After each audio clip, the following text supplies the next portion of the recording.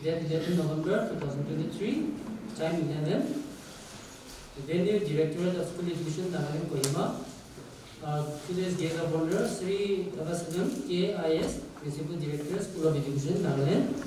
And we have our resource person, Professor Dung San Gilem, Professor, Department of Education, Nagaland University. It is an honor to have you all here as we come together to celebrate the birth anniversary of Maulana Abul Kalam Azad, our first education minister.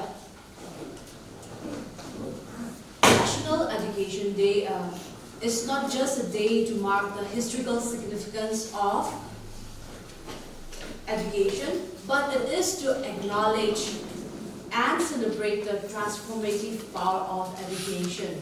So I take this time to convey a very big and heartiest welcome to all of you on behalf of Nagaland Education Association.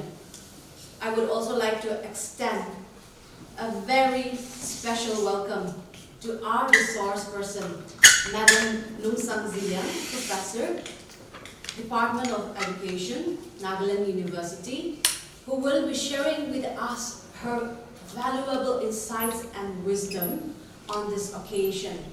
And special welcome to our guest of honor, Sri Tavasanam KIAS, Principal Director, School Education, Nagaland.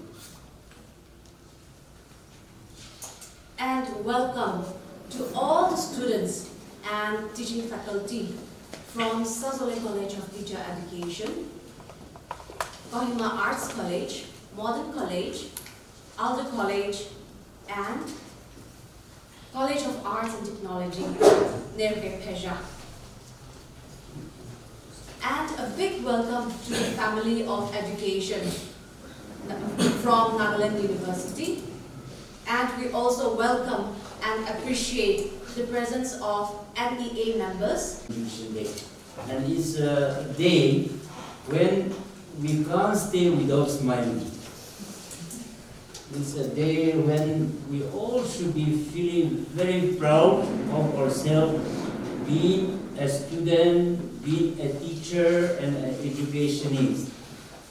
And so we are so happy to welcome you once again, and I want to appeal all of you to be very, very happy today for the sake of education. Being today, the day is observed as the Day of Education, and National Education Day is observed across the country today since 2008, the former erstwhile Ministry of Human Resource Development. Now it is called the Ministry of Education.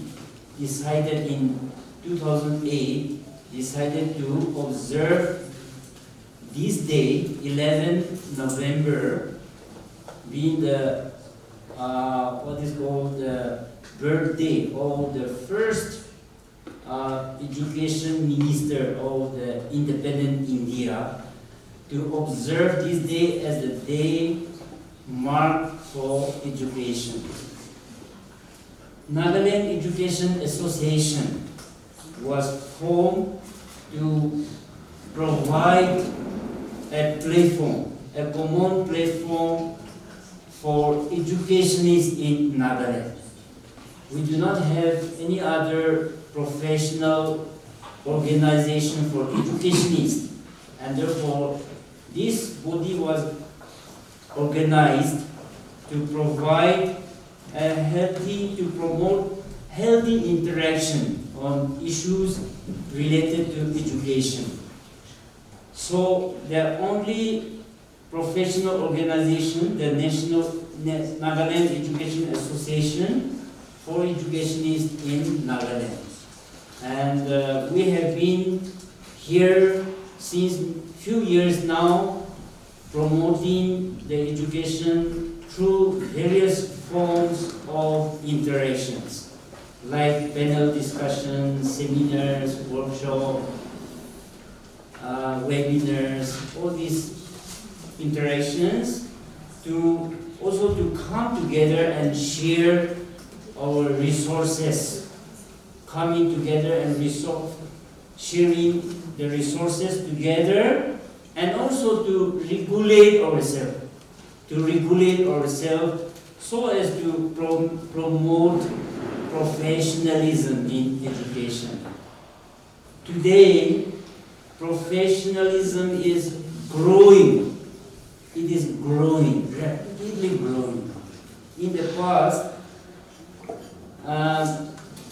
and also the National Education Policy 2020 also ensures professional to recruit or to take the professional people into the education sector.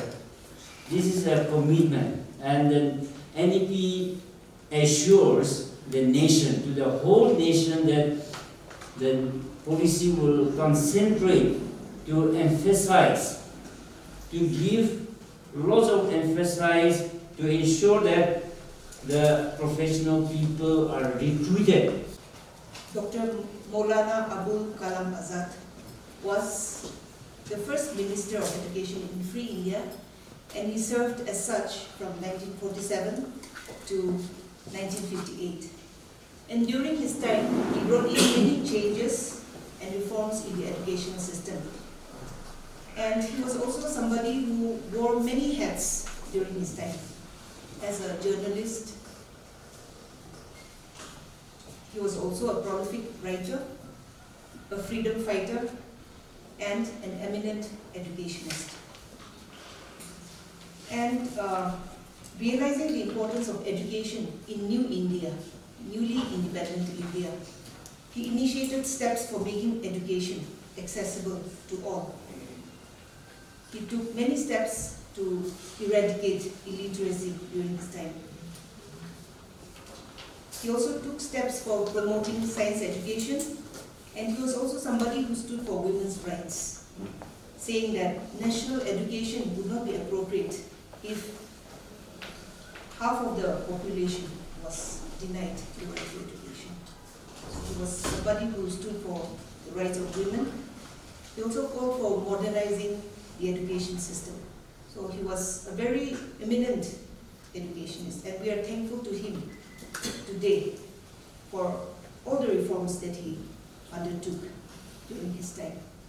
So I think it's very apt that we are celebrating his birth anniversary even today. And so I'd like to urge the gathering to rethink and to reflect on his noble visions for the nation, even today. So that is something about Maulana, the learned one. And before I move on to the theme, I'd like to congratulate Dr. Zavise and his team for organizing this program and making sure that participants from different organizations are there, from different colleges are there. So, we wish him and his team all the best in the days to come also. And I'm hopeful that, with the kind of work and efforts that they are putting in, we'll see many good changes in our education system in the state also.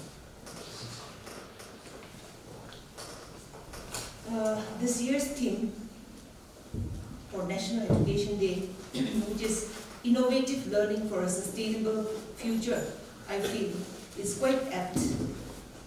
The world that we currently live in is fraught with problems and uncertainties and even tensions for the future.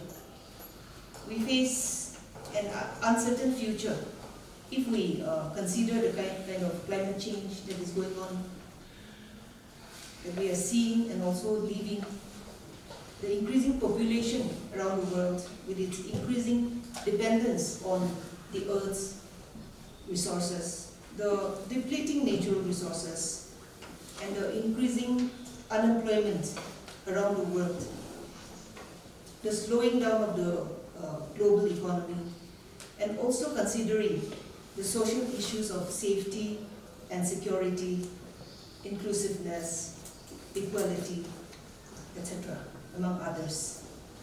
And I feel as conscientious citizens of the world, we must leave the world better than we found it.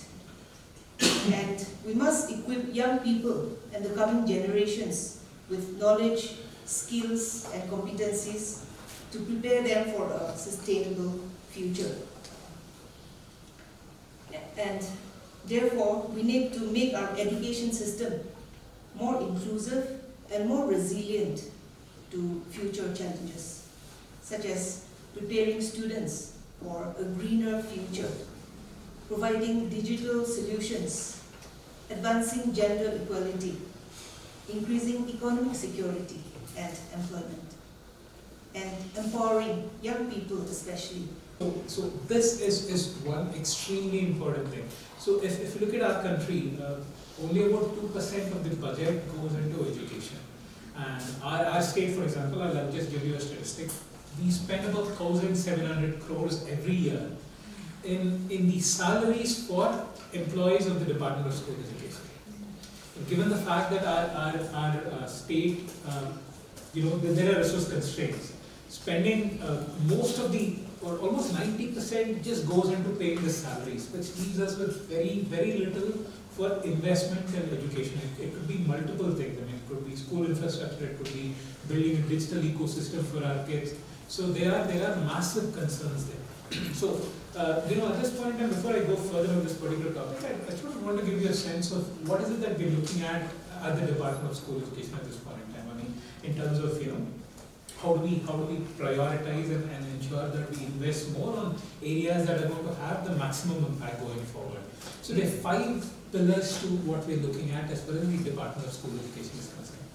One is the first pillar would be the foundational literacy and numeracy. Because studying all over the world, it's just common sense basically. Any number of interventions you do at a later point in time, unless and until the kids have a very strong foundation. So in my school, if I have a kid who's in class 7 who's unable to read text of class 3, or is unable to do very simple subtraction or addition or division or multiplication for that matter, any number of interventions I do at that point in time or a later point in time is simply not going to help. So the first area where you need to put in a lot of resources is the foundational literacy and numeracy. The Samagra Shiksha, which is a flagship program of Government of India, there's a mission called the Nipun Bharat, which was launched in 2021, which focuses specifically on this. So from the department, we've been sort of conducting over the last year and this year as well, the Nagaland Literacy Festival. So we launched it last year on 5 September 2022 during the last year's Teachers' Day. This year there's another iteration of the same program going on, Nagaland Literacy and Math Festival. So ensuring that our kids have a very strong foundation is at the base of any intervention that we want to undertake. The second sort of pillar is investing in bridging the gap between what's needed and what's there, both in terms of physical infrastructure and in terms of digital infrastructure. Now, if you look at at our schools, there's something that we're building over the years. The schools building infrastructure. That's going to be key, because unless and until you have a very welcoming environment, kids aren't likely to be very happy about coming to school and won't be encouraged to learn in school. So there's something that will have to be fixed. It's being fixed, but it's going to take a long time, because we have 1932 schools in our state, government schools, and addressing the infrastructure needs, and several of them, as you're aware, were built in the 60s and 70s, so they're not in the best of shape. This is something that the department acknowledges. This is something that we've been working on from the state government. The state government is allocating resources every year. Samagra, there are resources coming in for building in some cases it's new buildings, in some cases it's additional classrooms, and others it's building up toilets. So there are incremental additions that are happening, but if we have to cover all 1932 schools, it's going to take time. So investment in this is also happening. There's also a lot of investment that's going on in terms of digital infrastructure. So we have Samagra, which smart classrooms are being put in place in each of the schools. Not all schools have been covered as we speak, but every year a certain number of schools are being covered. But one of the issues that we've seen in terms of adoption of digital learning more so is there are actually two aspects. One is several of these schools don't have enough classrooms to have a dedicated smart classroom. So that's one. So there's not a very huge number, but there's still a sizable chunk. That's one. But the other thing is, in terms of not being able to just adopt it, because a lot of people are afraid of digital learning, and as with most things in life, unless and until you get started, that fear is still going to persist. So so that's the second aspect, bridging the gap between what's needed and what's there, both in terms of physical infrastructure and digital infrastructure. The third is a combination of three things: assessment reforms, curricular reforms, and pedagogical reforms. Curriculum, you'll have to sort of keep updating it. That would be in line with what the world is heading towards. Pedagogical reforms is in the way the kids are taught, in order to ensure a very effective teaching learning process in the classrooms. So that's something that's happening, and also assessment reforms, the way kids are being tested. No one understands it, how you feel, for it's so unreal, always so unreal. Don't be discouraged or realize it's hard to take courage in a world full of people. You can lose sight of it all. The darkness inside you can make you feel so small. Have a fulfilling and a memorable celebration of National Education Day with the rest of the country. Many good things were shared and learned. The Secretary for Information and Public Relations (NEA), Ms. Madoni Nyoripro, extended a warm welcome to all the well-wishers of NEA and everyone present to celebrate the National Education Day. She added that the day is also a celebration of the transformative